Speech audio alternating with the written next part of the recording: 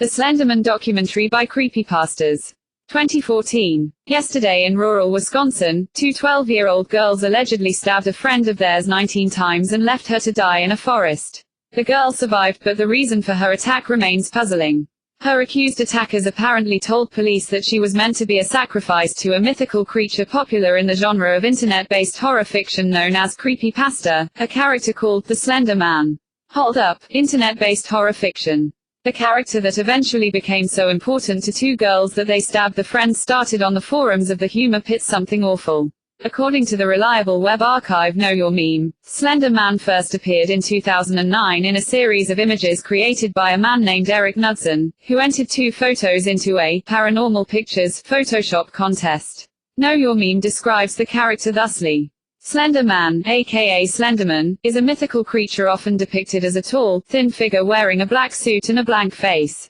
According to the legend, he can stretch or shorten his arms at will and has tentacle-like appendages protruding from his back. The character quickly became popular on the thread, with other posters making their own Slender Man images while also fleshing out his backstory. Over the years, the Slender Man trickled out to other forums and took on attributes and a personality like any true horror villain. The Slender Man wiki sketches out the two main characterizations. In total, two major types of Slender Man descriptions exist. The original versions depict him as not only malevolent but extremely dangerous.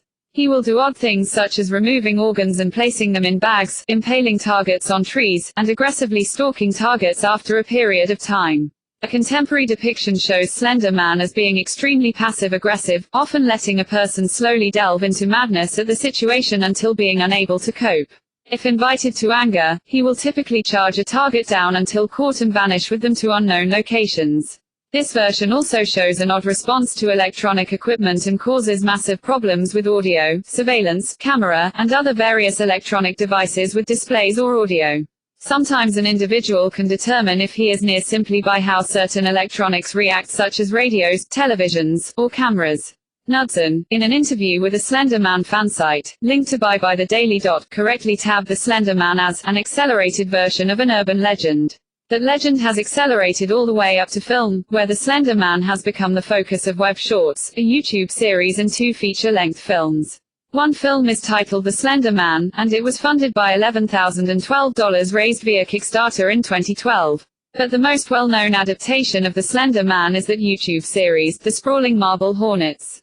The series was created by a Something Awful poster named Troy Wagner, who posted the first entry on June 20, 2009, just a few weeks after Knudsen invented the character.